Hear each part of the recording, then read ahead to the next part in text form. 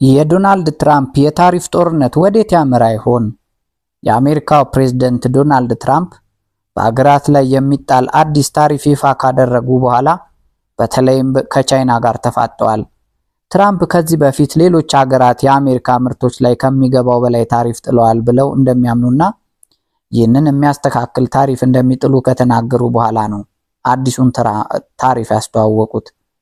በመጀመሪያው ዙር ፕሬዝዳንት ትራምፕ ከቻይና የሚገቡ ምርቶች ላይ 104 በመቶ ቀረጥ ጥለው የነበረ ሲሆን ቻይና በምላሿ ሪሲፕሮካል ታሪፍ በተለምዶ አንድ ሀገር የሆነ ሀገር ላይ ታሪፍ ስትጥል በምላሹ ሌላኛው ሀገር የምትጥለው ታሪፍ 84 በመቶ ከአሜሪካ ከሚገቡ ዕቃዎች ላይ ቀረጥ መጣሏን ገልጻለች።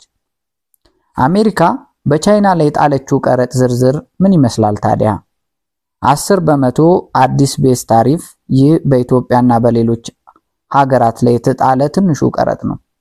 20 በመቶ ነባሩ ታሪፍ፣ 34 በመቶ ተመጣጣኝ ወይም ሪሲፕሮካል ታሪፍ፣ በፊት ቻይና በአሜሪካ ላይ ጥላ የነበረው ታሪፍ መጠን ያክል፣ 50 በመቶ ለቻይና ያለፉት ድርጊቶች ቅጣት የተጣለ ታሪፍን ያካተተ ነው።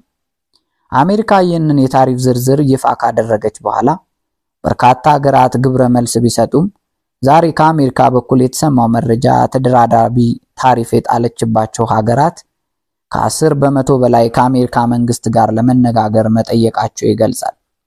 በዚህ ምክንያት የአሜሪካ አስተዳደር ለ75 ሀገራት ከፍተኛ ሽኩቻ ውስጥ ገብታ የነበረችው ካናዳን ጨምሮ ሜክሲኮ፣ ጃፓን፣ ደቡብ ኮሪያና ለአውሮፓ አባል ሀገራት የ90 ቀን የታሪፍ ዕቀባ ወይንም አዲሱ ታሪፍ እንዳይፈጸም የተቀመጠ የእፎይታ ጊዜ ሰጥቷል። በዚህ ጊዜ ውስጥ 75 ሀገራት ከአሜሪካ መንግስት ጋር ድርድር እንደሚያደርጉ ይጠበቃል። በተቃራኒው ግን የቻይና መንግስት ለአሜሪካ አዲስ ታሪፍ ተመጣጣኝ ያለውን የ84 በመቶ ታሪፍ መጣሉን ባስታወቀ በሰዓታት ውስጥ አሜሪካ በቻይና ላይ የጣለችውን የታሪፍ መጠን ወደ 125 በመቶ ከፍ አድርገዋለች።